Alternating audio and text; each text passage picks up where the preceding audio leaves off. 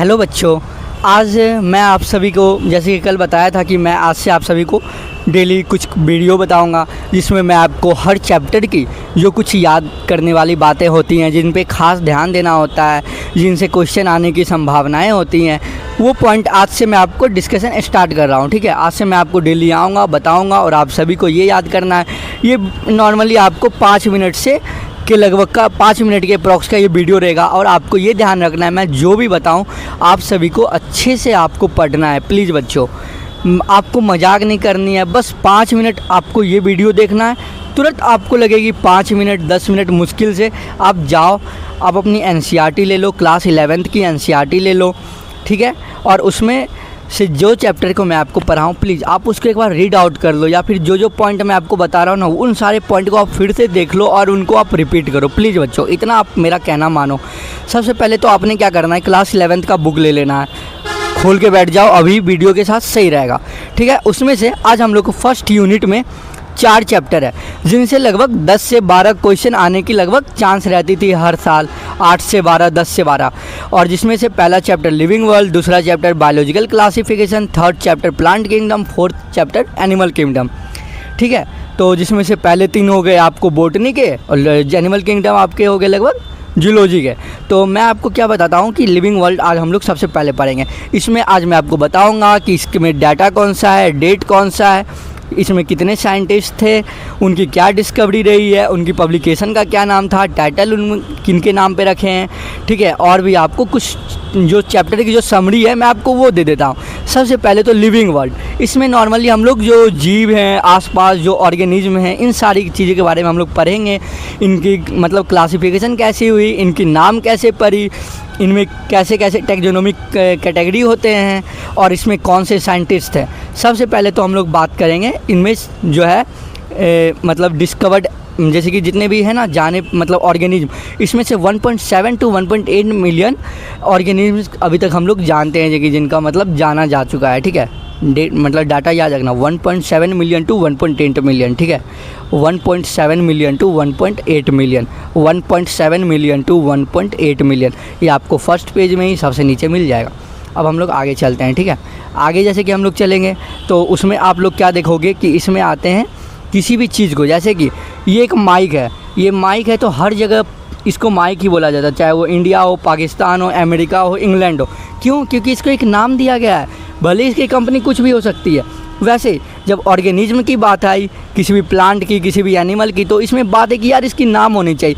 ऐसा ना हो कि यहाँ पे तो मैं ऐसे गाय कह रहा हूँ और वही अगर हम लोग रसिया चले जाए तो इसको गोवा नाम दे दिया, या फिर हम लोग अमेरिका चले जाए तो इसे लोग शेर बुलाने लग जाए। ऐसा नहीं होना चाहिए। अगर इसका नाम हम लोग गाय रखें तो पूरे दुनिया में गाय ही रखा जाए। तो ऐसे लिए बनाया गया है नोमेनक्लेचर। उसके लिए 2 ऑर्गेनाइजेशंस हैं, एक ICBN, एक ICZN। ठीक है, इसमें से ICBN जो है international code for botanical nomenclature के लिए हो गया, और international code of zoological nomenclature. इसमें बच्चे आप एक चीज़ के लिए ध्यान रखना, इंटरनेशनल कोड तो लगभग नॉर्मल दोनों में सेम है, बट एक में ऑफ है, एक में फॉर है। याद रखिएगा, प्लांट जो आता है उसमें लिए international code for botanical nomenclature, और एनिमल के लिए जो आता है international code for zoological nomenclature. बिल्कुल बच्चे, आप ये ज़रूर याद रखिएगा। जू है तो मतलब उसमें ऑफ आएगा। जू अभी खुला है कि बंद है? जू ऑफ है, जू ऑफ है। यदि अगर बोटनी वाला आएगा तो उसमें याद रखना है कि बोटनी क्या है, फॉर फॉर फॉर, ऐसे करके आपको याद रखना है। ठीक है, ये हो गए ICBN, ICZN, इन दोनों को आपको डेफिनेशन, इसकी फुल फॉर्म आपको याद रखनी है। और नोमेनक्लेचर, किसी भी चीज़ को हम लोग नाम देते हैं वो पूरी दुनिया में एक ही नाम से जाने जाए। तो इसमें से सबसे पहले हम लोग बायोलॉजिकल नोमेनक्लेचर की हम लोग बात करते हैं। बायोलॉजिकल नोमेनक्लेचर में हम लोग बात करेंगे तो इस किसी भी ऑर्गेनिज्म जब नाम दिया था उसको कोशिश किया था उसका दो वर्ड में हो। ठीक है, पहले वर्ड को हम लोग जीनस बोलते हैं और सेकेंड वर्ड को हम लोग स्पीसीज बोलते हैं।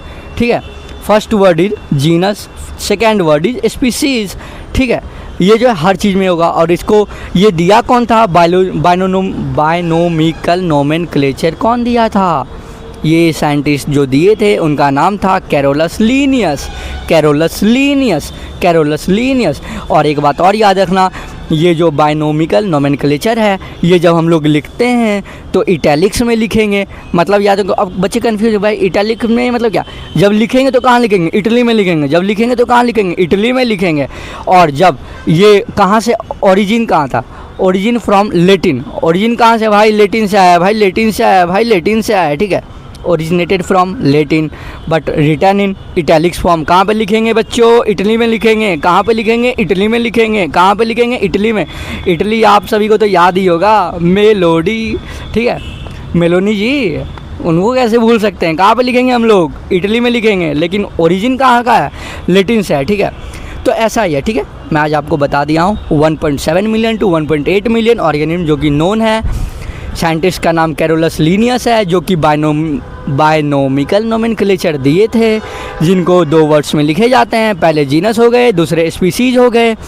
और इनको लिखने का तरीका इटैलिक्स में है। और जब लिखते हैं तो जीनस को अलग अंडरलाइन करेंगे नीचे से, और उसको स्पीसीज को अलग अंडरलाइन करेंगे।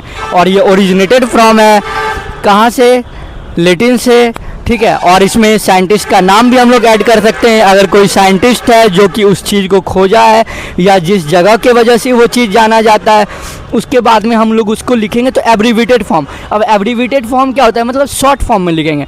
जैसे कि मैंजीफेरा इंडिका, ठीक है, इसमें हो गया तो मैंजीफेरा क्या हो गया, जीनस हो गया, इंडिका क्या हो गया, स्पीसीज हो गया ब्रो, ठीक है।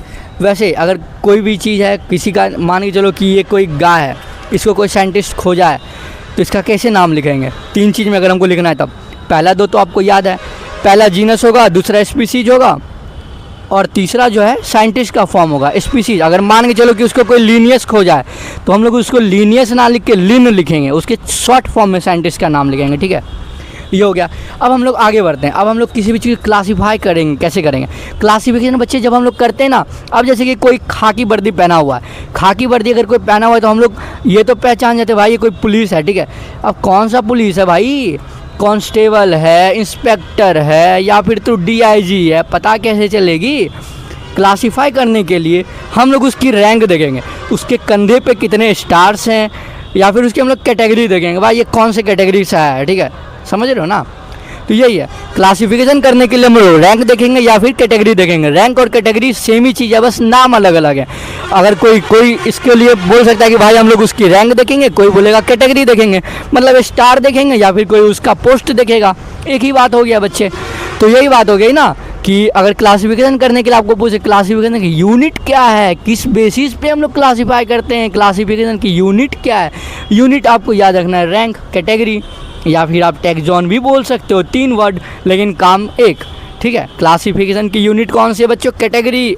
ऑप्शन में आपको रैंक भी आ सकता है, ऑप्शन में आपको टैक्सॉन भी आ सकता है, तो तीनों सही है, ऑल ऑफ दीज। अगर कोई एक है तो कैटेगरी, कोई एक है तो रैंक, कोई एक है तो टैक्सॉन। ये सारी हो गई बच्चों क्लासिफिकेशन की यूनिट, ठीक है। और मैं आपको आगे और बताऊं, ये तो हो गई क्लासिफिकेशन की। अब हम लोग बात करते हैं टैक्सोनोमिकल हायरार्की के, ठीक है। ये जो एक स्टेप है, ठीक है, हर स्टेप, जैसे कि कांस्टेबल से DIG बनना है किसी को, तो वो कैसे बनेगा, डायरेक्ट तो बन नहीं जाएगा ना। अगर कोई एग्ज़ाम दिया है तो कांस्टेबल बनेगा, अगर वो चाहता है बनने के लिए बिना एग्ज़ाम दिए। अब प्लांट एनिमल कहाँ से एग्ज़ाम देंगे बच्चों, तो हम लोग उस बेसिस पे बात करते हैं। तो कांस्टेबल को DIG बनना है तो वो बेटा स्टेप बाय स्टेप बनेगा, डायरेक्ट वो DIG नहीं बन सकता है।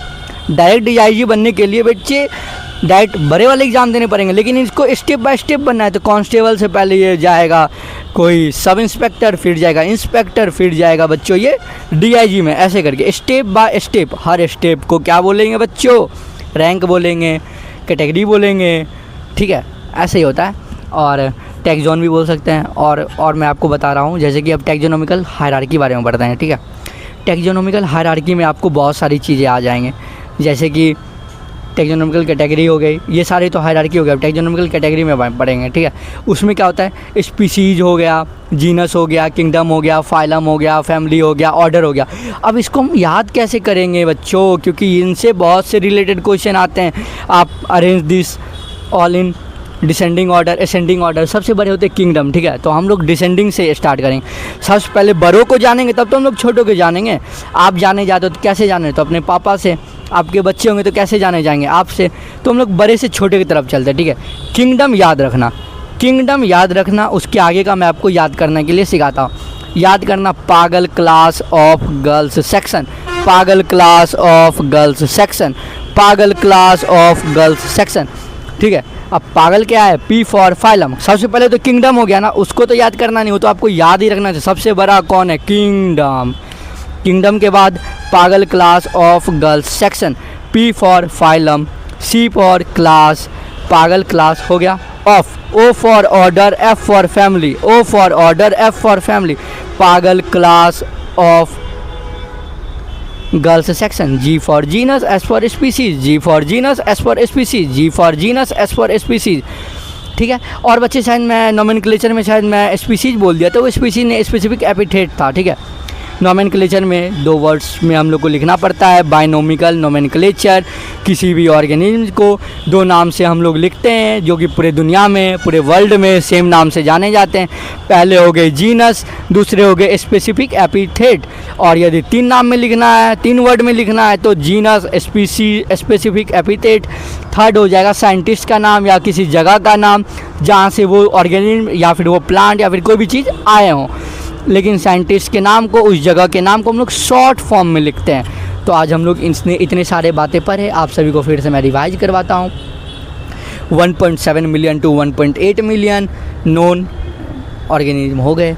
दूसरा कि साइंटिस्ट का नाम क्या था, कैरोलस लीनियस, जो कि बायनोमिकल नोमेनक्लेचर दिया था। बायनोमिकल नोमेनक्लेचर में किसी भी नाम को हम लोग 2 में देते हैं, एक जीनस हो गए, एक स्पेसिफिक एपिथेट हो गए, ठीक है। और उसी में हम लोग साइंटिस्ट का नाम लिखना है तो एब्रीवेटेड फॉर्म में रहेगा, मतलब शॉर्ट फॉर्म में रहेगा बच्चों। लीनियस है तो उसको हम लोग लीन बोलेंगे। और अगर जैसे कि हम लोग को अगर लिखना है नोमेनक्लेचर को, बायनोमिकल नोमेनक्लेचर को नाम अगर लिखना है तो हम लोग लिखेंगे इटैलिक्स में, सेपरेटली अंडरलाइन रहेगा, जीनस अलग अंडरलाइन रहेगा, स्पेसिफिक एपिथेट अलग अंडरलाइन रहेगा। एक साथ अंडरलाइन नहीं कर सकते बच्चों कि जीनस से हम लोग लाइन करना शुरू किए, स्पेसिफिक एपिथेट तक लगातार खींचते चलेंगे, नहीं। जीनस पे शुरू किए तो जीनस पे ही लाइन ख़त्म कर दो, अंडरलाइन। फिर स्पेसिफिक एपिथेट शुरू किए तो उसके लिए आपको अलग से अंडरलाइन करना शुरू करना है, फिर वहीं पे आपको ख़त्म करना है, ठीक है। और ये हो गए नोमेनक्लेचर की। और मैं आपको भी पूरी बात नहीं बता रहा हूँ, मैं आपको बस याद करने वाली बातें बता रहा हूँ। और हाँ, कैरोलस लीनियस की एक बुक्स भी पब्लिश हुई थी, सिस्टेमा नेचरी, जो कि वो एनिमल्स के बारे में बताए थे। सिस्टेमा नेचरी वो अपना टाइटल यूज़ किए थे फॉर पब्लिकेशन के लिए। आपको पूछ सकते हैं कैरोलस लीनियस का कौन सा टाइटल ऑफ पब्लिकेशन यूज हुआ था उनकी किताब में। याद रखिएगा, कैरोलस लीनियस जी का जो बुक का टाइटल था पब्लिश जिसमें किए थे, उसका नाम था सिस्टेमा नेचरी। अभी देखो मेरे पीछे आपको क्या दिख रहा है, नेचर, नेचर, सिस्टेमा नेचर, बोलते ना सिस्टम, वही है system nature, system nature, system nature. जब भी आपको ये क्वेश्चन आ जाए कैरोलस लीनियस का, तो आपको इस वीडियो को याद कर लेना है, आपको मुझे याद कर लेना है और आपको थैंक यू भी करना है। तो यही है कैरोलस लीनियस जी का, आपको बुक का नाम याद हो गया होगा, सिस्टेमा नेचरी, जिसमें कि वो एनिमल्स के बारे में बताए थे, ये उनका टाइटल था। और अंतिम लास्ट में बच्चों कुछ 4 आपको याद करने के लिए भी दिए गए थे, जिसमें कि आपको ह्यूमंस का होगा, मेन का होगा और हाउस फ्लाई का होगा, वीट का होगा। तो ये सारे आपको याद करने हैं। जैसे कि मैंगो का था मैंजीफेरा इंडिका, मैं आपको बता दिया था। इसमें मैंजीफेरा क्या है बच्चों, ये जीनस है, ये जीनस है। इंडिका क्या हो गया, स्पेसिफिक एपिथेट हो गया। और जैसे कि इसकी आगे आगे चीज़ है, जैसे कि डाइकोटिलिडनी है, एंजियोस्पर्मी है, ये सारी चीज़ें आप आगे आगे चैप्टर में पढ़ोगे तो उसमें आपको और कंफर्म होते जाएंगे, ठीक है। ये आपको याद करनी है, ये आपको याद करनी है और इनसे क्वेश्चन आते हैं, ये आपको याद करनी है। मैं आपको आज क्या क्या सिखाया, ठीक है, उन सारी चीज़ सिखाए। एक और राइमिंग वर्ड में मैं आपको सिखाया ना, वो किंगडम पहले याद कर लेना है। डिसेंडिंग ऑर्डर, बड़े से छोटे की ओर चलेंगे, बड़े से छोटे की ओर चलेंगे। किंगडम हो गया, किंगडम के बाद पागल क्लास ऑफ गर्ल्स सेक्शन, पागल क्लास ऑफ गर्ल्स सेक्शन, पागल class of girls section. P for phylum, C for class, O for order, F for family, G for genus, S for species. Thank you बच्चों। तो मिलते हैं अगले video में। अगले video में मैं आपको कोशिश करूँगा कोई और चैप्टर्स की, कोई और कठिन बातें आपको याद करवाने की। और लिविंग वर्ल्ड में यदि आप चाहते हो मुझसे पूरे पढ़ने के लिए तो मैं आपके लिए ज़रूर पूरा पढ़ाऊँगा। लेकिन हाँ, एक बात का आप ध्यान रखो प्लीज़, आज आप NCERT ज़रूर पढ़ लो और मैं कोशिश करूँगा आपको ये पूरी चैप्टर पूरी डेप्थ में पढ़ाऊँ। लेकिन अभी मैं आपसे प्रॉमिस किया था कि कुछ बातें याद करने वाली होगी तो मैं आपको वो ज़रूर बताऊँगा, ठीक है। और मैं कोशिश करूँगा वो 4 जो थे ना, 4 चार्ट नीचे में, उसके लिए मैं आपके लिए अलग से वीडियो बताऊँ। लेकिन मैं सोचा क्या इसमें अगर मैं बता दूँगा तो इतना आप नहीं याद कर पाओगे। आज आप 5 चीज़ याद करो, मैं आपके अगले दिन के लिए और कुछ नया लेके आऊँगा। Thank you.